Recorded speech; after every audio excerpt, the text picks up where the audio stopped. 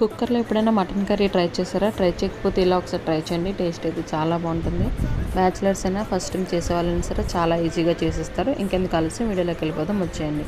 ముందుగా మటన్ని శుభ్రంగా క్లీన్ చేసుకొని ఉప్పు, పసుపు, కారం, అల్లం వెల్లుల్లి పేస్ట్, గరం మసాలా, ధనియాల పొడి, జీలకర్ర పొడి, కస్తూరి మేతి, కొంచెం పెరుగు అయితే వేసి మంచిగా మ్యారినేట్ చేసి అయితే పక్కన పెట్టుకున్నాను.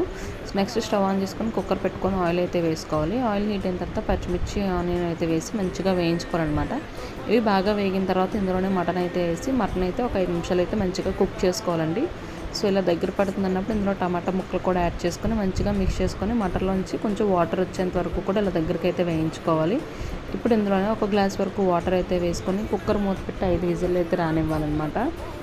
ఇలా 5 విజిల్ వచ్చిన తర్వాత కుక్కర్ మూత చల్లారిన తర్వాత మూత అయితే తీసుకొని ఇంకొక 10 నిమిషాలు మనం స్టవ్ మీద ఉంచామంటే మనకి సింపుల్గా మటన్ కర్రీ అయితే రెడీ అయిపోతుందండి. సో కర్రీ అంతా ఇలా దగ్గర పడిన తర్వాత దీన్ని కొత్తిమీరతో గార్నిష్ చేసుకొని మనం చపాతీలోకి కానీ, బగారా రైస్లోకి కానీ, రైస్లోకి కానీ ఇదైతే చాలా మంచి టేస్ట్ అయితే వస్తుంది.